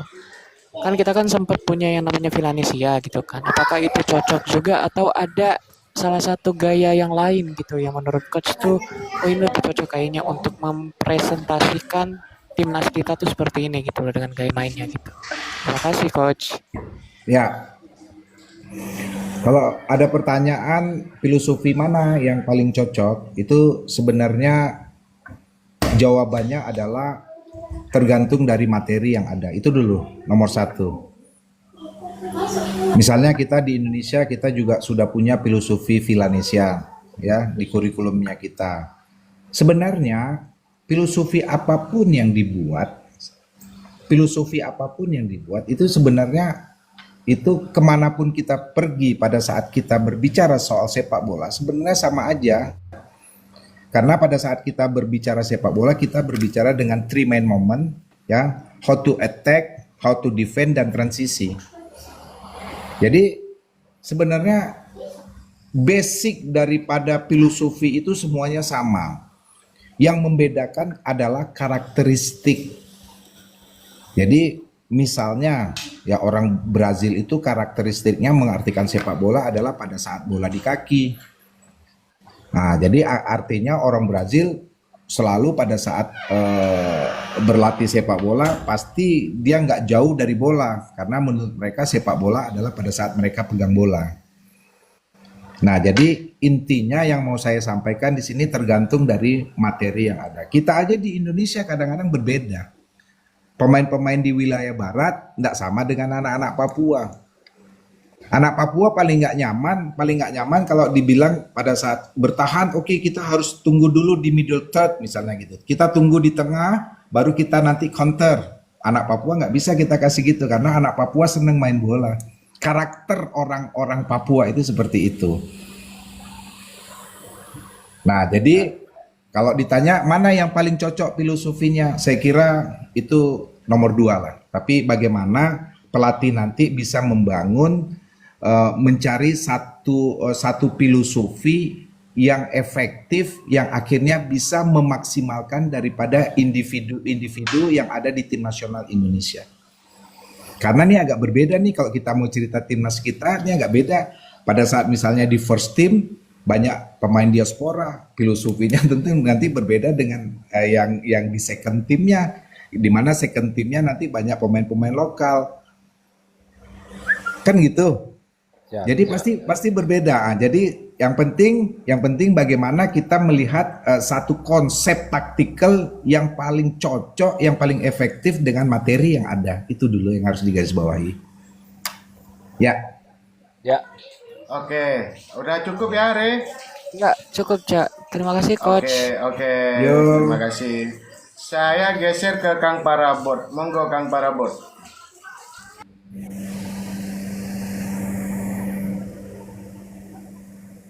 Masih di mute. Di mute. Aduh, ini senang mut-mutan sih. Iya. Jadi jangan terlalu sering. Halo, assalamualaikum teacher. Ini guru, Ya, ini guru Cak, waalaikumsalam. bukan pelatih Cak. Dia menerbitkan pelatih di Indonesia, instruktur Cak. Masya Allah. Selamat malam, Ya, guru. malam. Jadi gini, aku kadang kasihan ya kita lupakan grassroots, kita selalu mengingat yang atas-atas timnas, sedikit mengabaikan yang di bawah ya. Jadi gini, pertama ini perwakilan dari netizen yang selama ini didebatkan. Satu, apakah di liga-liga profesional top level seperti guru bilang bahwa ada nggak namanya pemain itu membuat ibaratnya itu kumpulan sendiri untuk membicarakan suatu taktikal atau skema permainan. Nah, seperti apa yang dilakukan Jai Isis ke teman-teman. Tapi itu kan sepengetahuan pelatih. Nah, apakah hal itu sering terjadi di liga profesional? Itu yang pertama. Yang kedua, ketika misalnya ada salah satu pemain notabene mungkin hebat lah pemain ini, pemain top lah. Tetapi pemain ini tidak suka dengan skema yang diterapkan oleh pelatih. Apakah memang pelatih yang harus keluar ataukah pemain ini yang tidak dimainkan? Berarti kan pemain ini tidak suka atau tidak nyaman dengan skema yang dimainkan sama pelatih. Nah, yang ketiga, Patrick Clifford ini kayaknya ini pelatih yang jangka pendek, Cak. Nah, tidak adil kita berbicara hanya jangka pendek. Saya pengen bertanya sama guru saya ini untuk jangka panjang. Jadi gini, kita notabene sekarang belum ada Dirtek. Nah, dengan apa yang dibawa oleh Patrick Clifford ke depan, ya kan, dengan total football, dengan possession. Nah, sedangkan anak-anak yang di bawah, yang di tingkat grassroots SSB ini kan masih menerapkan cara pola latihan kurikulum Villanesia. Nah, yang saya takuti untuk kedepannya guru gitu loh, untuk kedepannya ini gimana? Sedangkan untuk di senior, ibaratnya muara ini, gaya permainan dengan apa yang kita didik dari bawah ke atas ini kan beda nanti. Nah, nanti ini akan menimbulkan seperti stuck atau penyesuaian pembaruan lagi nih untuk anak-anak yang usia dini. Karena saya kasihan gini, sebenarnya di Indonesia anak-anak di bawah ini banyak, ya anak-anak yang di bawah ini banyak yang punya potensi bagus. Tetapi untuk anak usia 15-17 itu turnamen tingkat kabupaten kota sampai nasional hanya Suratin. Nah, ini gimana untuk menyelesaikan permasalahan ini menurut guru? Cuma itu aja guru, terima kasih. Ya, oke. Satu-satu saya jawab yang saya ingat dulu ya. Pertama tentang filosofi. Yang saya tahu, kebetulan saya juga pernah menjadi direktur teknik di Madura United untuk Elite Pro Academy, di mana regulasi daripada yang dikeluarkan oleh PSSI, di mana semua tim Liga 1 harus memiliki tim Elite Pro Academy usia 16 tahun, ya, terus 18 tahun dan 20 tahun. Ada 3 kategori. Yang saya tahu sampai sejauh ini memang pemain-pemain yang ada di Elite Pro ya semuanya bermain dengan filosofi Villanesia. Itu dulu. Terus apa yang Mas takutkan tadi menurut saya itu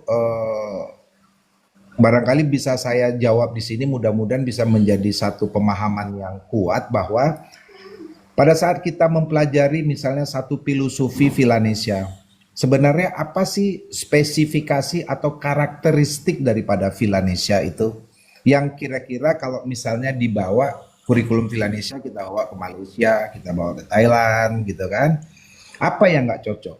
Mungkin enggak. Mungkin nggak banyak, kalau mungkin ada mungkin hanya 0, sekian persen. Karena pada saat kita berbicara filosofi sepak bola, katakanlah Villanesia, itu sebenarnya kita berbicara filosofi dasar dan umum. Bahkan pada saat filosofi itu kita bawa ke Spanyol juga, mereka juga pasti mengatakan hal yang sama. tentang satu taktikal ini tadi.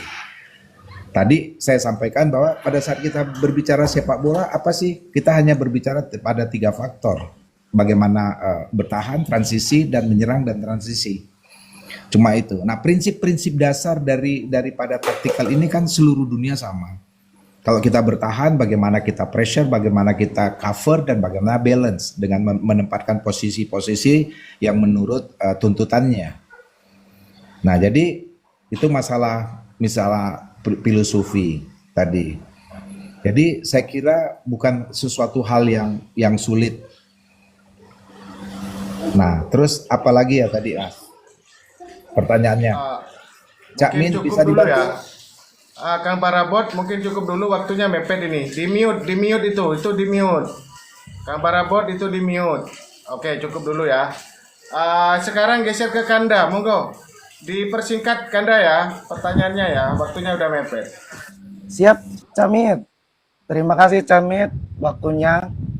Apa kabar Coach Iwan? Alhamdulillah baik. Kanda, di mana?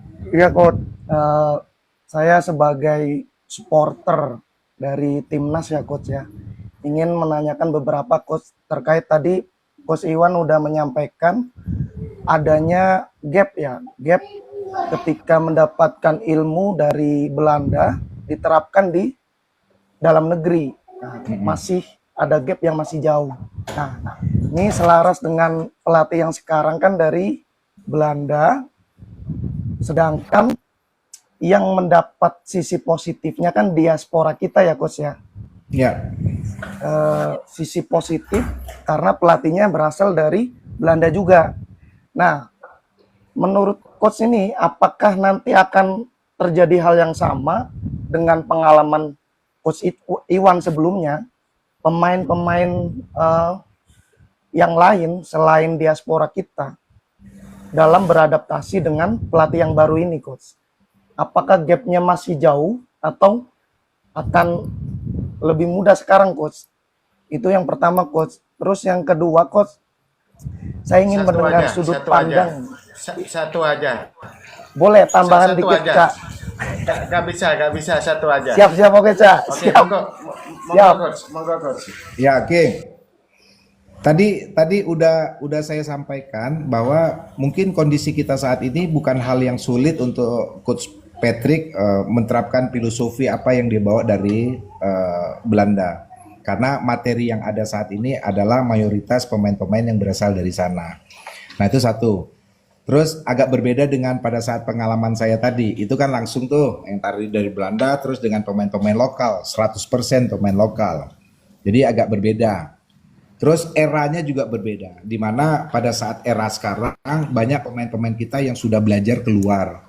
Katakanlah pemain-pemain nasionalnya kita sebelumnya mereka pernah belajar di Garuda Select, bahkan sampai 2-3 tahun di Inggris. Jadi artinya mereka sudah memiliki wawasan atau pemahaman principle of play yang kuat. Jadi bukan hal yang lebih sulit, apalagi tim nasional utamanya kita kemarin sebelumnya adalah Coach Sintayong. Ya, yang dimana kita tahu Coach Sintayong itu bukan pelatih ngasal. Dia seorang pelatih tim nasional bahkan yang punya prestasi hebat dengan mengalahkan Jerman di Piala Dunia. Ya, jadi artinya dia pelatih yang berkualitas. Nah, jadi bukan hal yang sulit untuk menerapkan satu filosofi ini untuk Coach Patrick. Tapi dengan catatan tadi yang saya sampaikan bahwa dalam hal ini federasi harus kuat sekali sekarang juga mulai fokus kepada lapisan bawah sebagai regenerasinya nanti. Ya, membangun youth development-nya kita itu nomor 1. Ya. Setuju. Coach. Oke teman-teman, terima kasih. Bang Re, Bang Kardus, mana nih di ini ya, dibuka on cam-nya karena habis ini kita menyanyikan lagu kebangsaan. Kang Parabot, apakah udah siap lagu penutupnya? Siap, Cak. Oke, sebelum kita tutup, teman-teman, saya atas nama pribadi dan perwakilan teman-teman dari Sayap Garuda Indonesia mengucapkan terima kasih banyak kepada Coach Iwan yang sudah meluangkan waktu malam ini ketemu dengan kita semua. udah ngasih ilmu secara gratis, udah ngasih pengalaman juga. Akhirnya mudah-mudahan penjelasan dari Mas Iwan mengurangi ini ya, beda pendapat di bawah. Kita tetap satu tujuan karena timnas kita ini, sekali lagi, timnas kita butuh dukungan, butuh kehadiran kita dan butuh doa kita, bukan untuk diperdebatkan. Mari kita ucapkan terima kasih kepada STY yang sudah melatih timnas, dan kita ucapin selamat datang kepada Patrick dan kawan-kawan. Semoga di tangan pelatih yang baru timnas kita makin maju, Garuda makin terbang tinggi. Nanti berakhirnya lagu ini, berakhir juga acara ini, dan teman-teman saya bocorin ya, ada 2 mantan pelatih timnas. Ada 2 mantan pemain timnas juga siap bergabung dengan kita semua ke depannya. Dan mudah-mudahan Coach Iwan juga gak jera bergabung dengan kita. Walaupun secara ini Coach Iwan, kami semua butuh bimbingan dan edukasi dari para pelaku. Bahwa sepak bola itu bagaimana, harus bagaimana, dan nanti dibawa kemana. Mungkin itu, monggo Kang Parabot. Teman-teman silakan. Izin polo.